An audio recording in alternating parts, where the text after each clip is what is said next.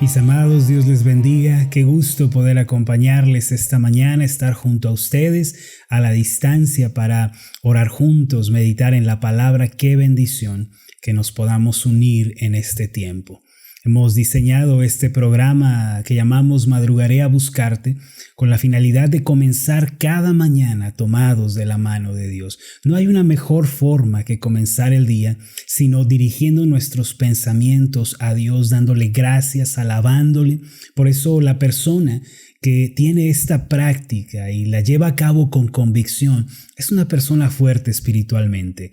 Tal persona, a pesar de que viva situaciones difíciles, complejas, amargas, va a poder superarlas porque tiene su corazón puesto en Dios. Y eso es lo que nos dice el Salmo 84. Bienaventurado el hombre que tiene en ti sus fuerzas, en cuyo corazón están tus caminos. Hermanos, si hacemos de Dios nuestra prioridad, la promesa es la siguiente, misma que se encuentra en el Salmo 84. Atravesando el valle de lágrimas, lo cambian en fuente, como cuando la lluvia llena los estanques en el otoño. Aquel que se toma de la mano de Dios, que tiene en su corazón los caminos de Dios, puede avanzar aún por el valle de las lágrimas y transformarlo en una fuente de bendición. Los invito entonces para que sigamos meditando la palabra y pensando en ella y seamos grandemente bendecidos. Vengan conmigo a esta meditación de la palabra.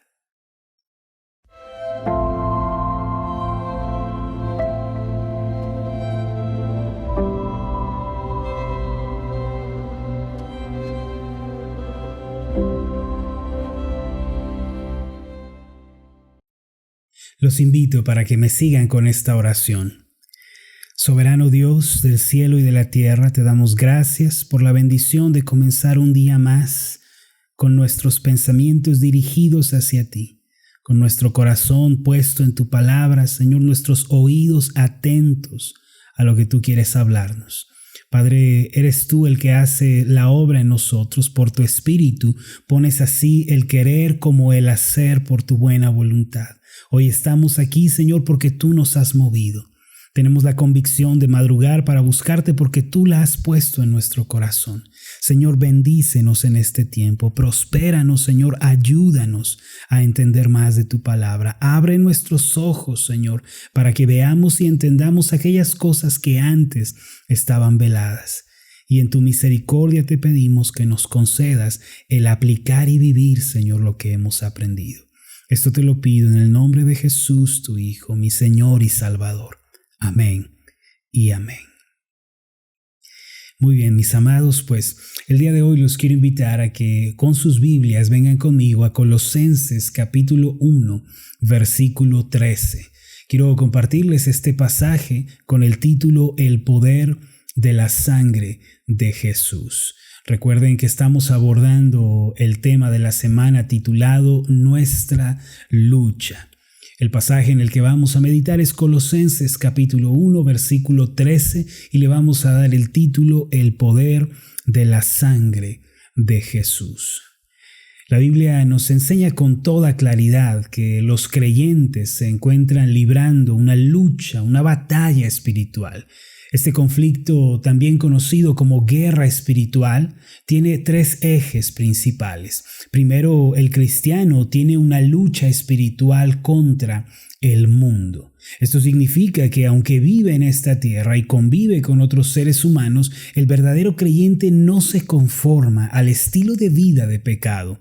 Antes anhela que su vida se conforme a la voluntad de Dios, la cual es revelada en su palabra. Santiago 4, versículo 4 dice así: oh almas adúlteras, ¿no sabéis que la amistad del mundo, y esta frase debe tomarse como acuerdo con el mundo, como conformidad con el mundo, dice, es enemistad contra Dios?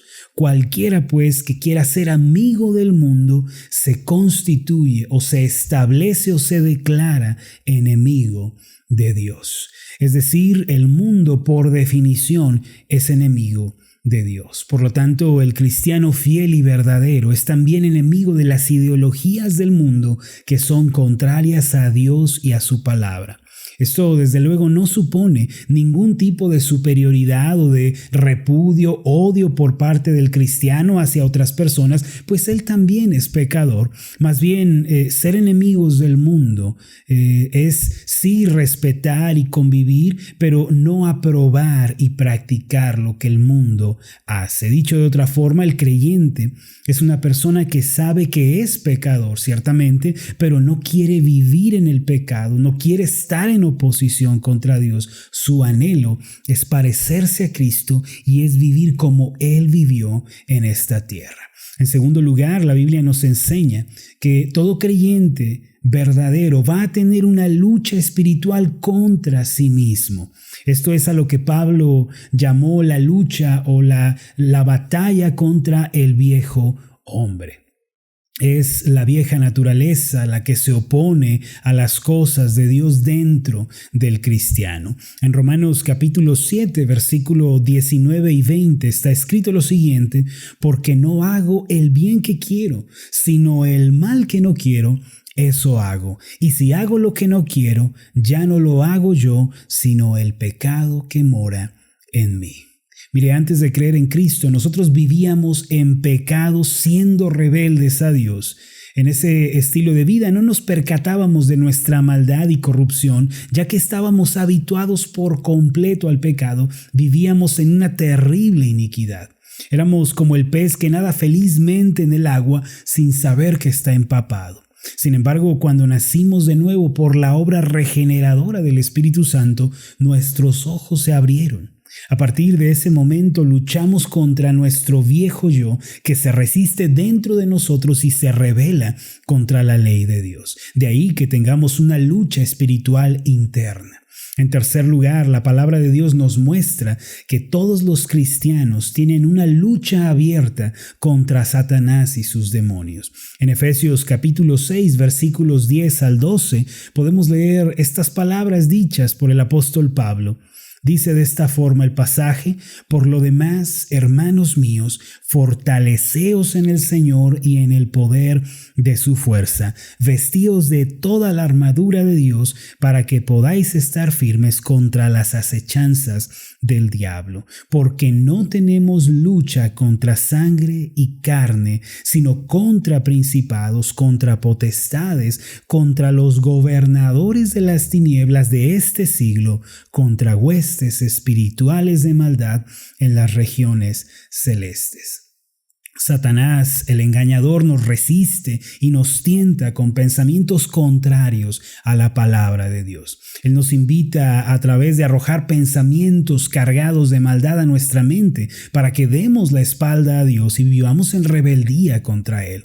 Se puede decir que la meta principal de Satanás es, por una parte, hacer tropezar al cristiano y por otra, hacer miserable la vida de aquel que no tiene a Cristo.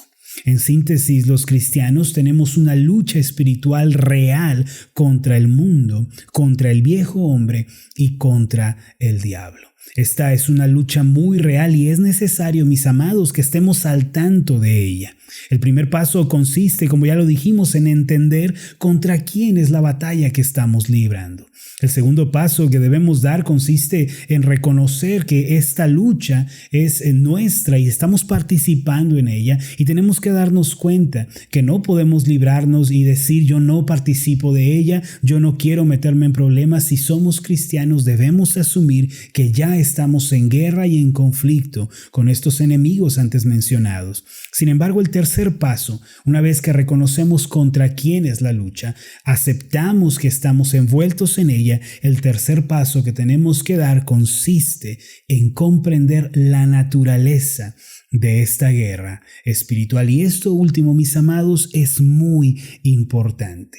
La lucha espiritual que estamos librando hoy en día no se trata de pelear para derrotar, no se trata de pelear para ganar, sino la lucha que nosotros estamos librando es una lucha para resistir. Debemos comprender, mis amados, que la victoria final y absoluta sobre el mundo, sobre el viejo hombre y sobre el diablo ya fue efectuada en la cruz de Cristo. Es decir, nosotros no tenemos que vencer a Satanás, no tenemos que vencer al mundo, no tenemos que vencer sobre el viejo hombre porque eso ya ocurrió como una realidad en la cruz del Calvario. Vamos a ver algunos pasajes que nos hablan al respecto, que sencillamente hablan en tiempo pasado porque son realidades que ya tuvieron lugar. En 1 de Juan, capítulo 5, versículos 5 y 4 y 5 está escrito lo siguiente: porque todo lo que es nacido de Dios vence al mundo. Y esta es la victoria que ha vencido al mundo, nuestra fe.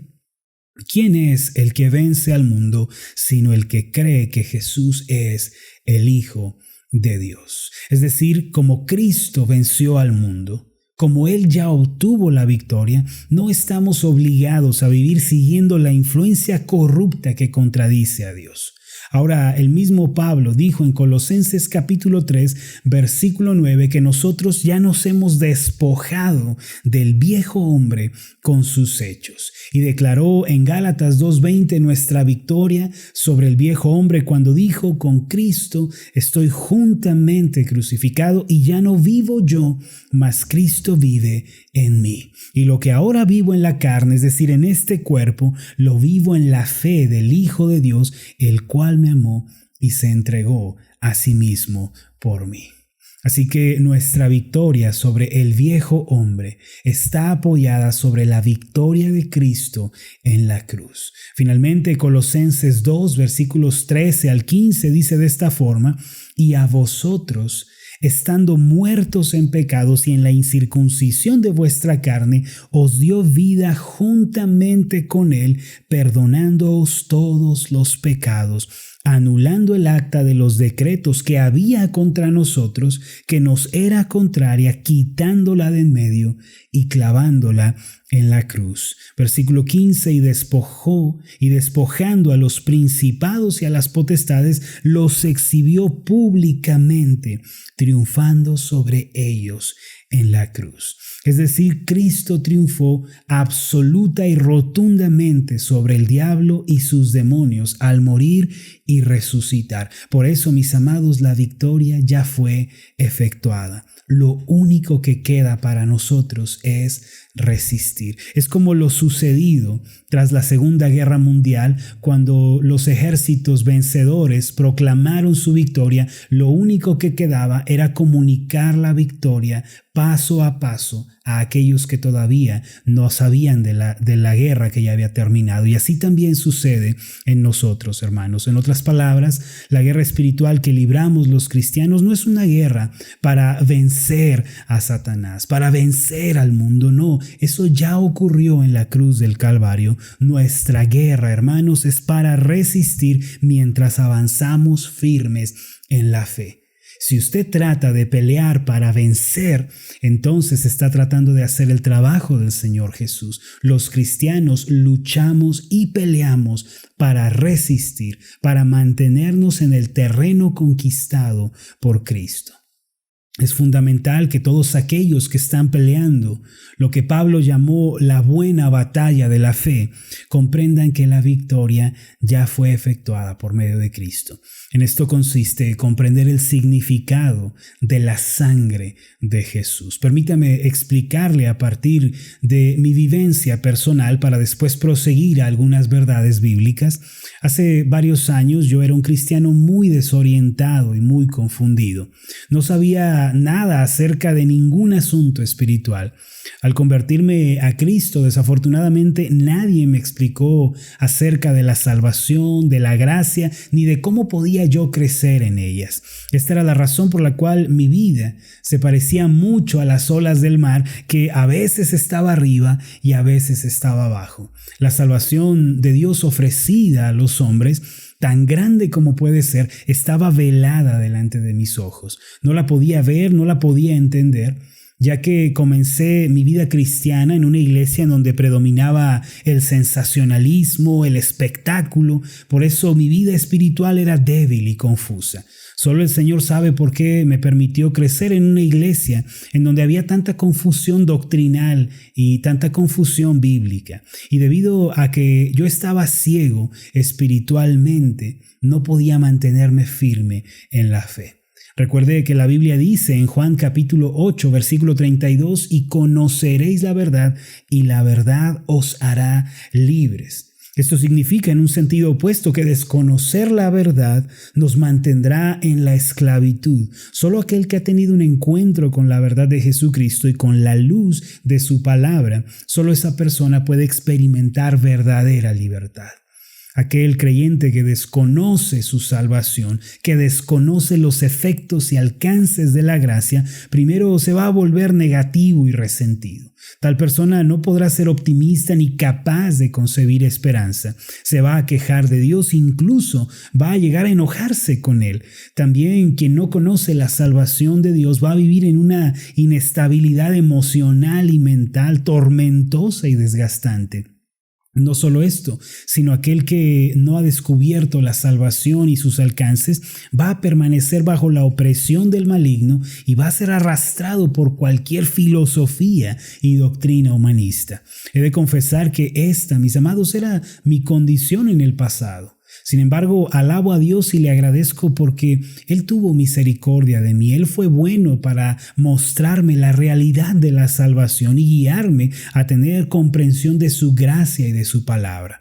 Yo deseaba contar con un guía o con un pastor, algún hermano, pero no me fue posible en aquel entonces. En su lugar, Dios mismo se sentó a mi lado y fue mi maestro. Esta es la razón por la que hablo con tanta convicción acerca del Espíritu Santo, porque verdaderamente Él fue quien me discipuló. Él fue mi maestro, me guió con ternura y me enseñó la verdad de la palabra.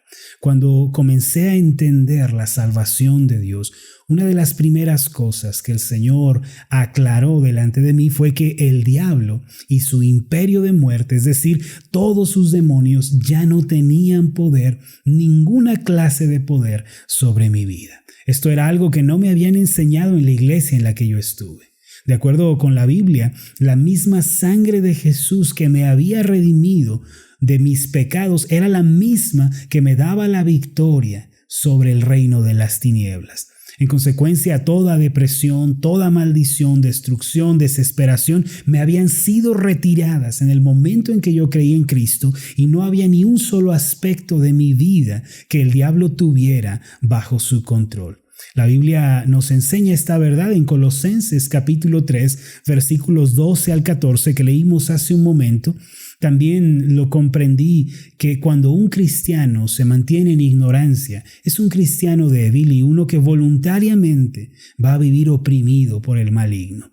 El arma más poderosa que nos ha sido dada por Dios para vivir en victoria y para hacer frente al maligno es la sangre de Jesús. Sin embargo, esta poderosa sangre cumple sus efectos, mis amados, solamente en nosotros. Tristemente he escuchado a algunos cristianos que dicen, aplico la sangre de Jesús aquí, la aplico allá, sobre mi casa, sobre mi carro, sobre mi cartera. Y estas personas viven haciendo esta clase de declaraciones, pero amados, eso no es bíblico. Eso no coincide con la palabra de Dios. La sangre de Jesús no hace nada por mi coche, por mi billetera, por el edificio de mi casa. No hay una sola referencia en la Biblia que afirme tal cosa. La sangre de Jesús es el elemento de nuestra redención y de nuestra liberación personal. Satanás perdió todo su poder en nuestra vida. Cuando nosotros recibimos a Cristo y creemos en Él, en ese momento la Biblia dice que la sangre de Jesús es puesta sobre nosotros como una marca. Somos derrotados cuando olvidamos esta verdad o cuando se ve opacada en nuestro pensamiento. No hace falta que nosotros la apliquemos aquí, allá, que digamos con nuestra boca que la sangre de Jesús cubre mi casa. Hermanos, eso no es bíblico. Eso raya en la blasfemia. Ahora, quiero pedirles que recuerden las palabras del apóstol Pedro, que dijo que nosotros ya hemos sido rociados con la sangre de Jesucristo. Esto se encuentra en Primera de Pedro 1:2. No olviden esta verdad, mis amados. Ustedes, por creer en Cristo, son de Dios, son posesión de Dios, y Dios nunca pierde sus posesiones. Ustedes tienen el sello de Dios, que es la sangre de Jesucristo. Sus vidas han sido rescatadas y liberadas del poder y de la opresión del diablo. Y esta es una verdad que no puede ser revocada, no puede cambiar. Tener este pensamiento presente a cada momento es la verdadera guerra espiritual, porque fe en la palabra de Dios es guerra espiritual, mis amados. Tengamos victoria el día de hoy en el Señor, recordándonos esta preciosa realidad. Permítanme hacer una oración por ustedes. Padre Celestial, es cierto que nos encontramos luchando contra el mundo, contra el pecado, contra Satanás, pero tú ya nos diste la victoria en la cruz del Calvario. Ya hemos sido redimidos del poder de Satanás. Él no tiene nada en nosotros. Nada que sea nuestro está en sus manos, pues fuimos rescatados de la autoridad de las tinieblas. Padre, gracias por el poder de la sangre de Jesús que está en nuestras vidas, con la cual hemos sido rociados. Esta es la marca de nuestra redención, de que somos propiedad tuya, y todo lo que somos está en tus manos, y nadie nos arrebatará, Señor, de allí.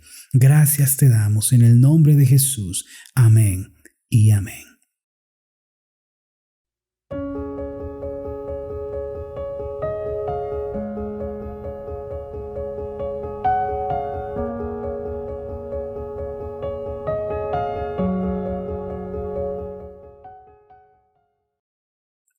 Gracias, mis amados, por acompañarnos hasta este momento. Estoy muy contento de haber podido participar con ustedes con esta meditación de la palabra. Les pido que nunca lo olviden. La marca de nuestra redención es la sangre de Jesús, con la cual hemos sido rociados. Y esta sangre es la garantía de nuestra redención. Redención significa rescate. Es decir, que por medio de Cristo hemos sido rescatados de la autoridad y del poder de las tinieblas. Satanás, el mundo, no tienen poder sobre nosotros.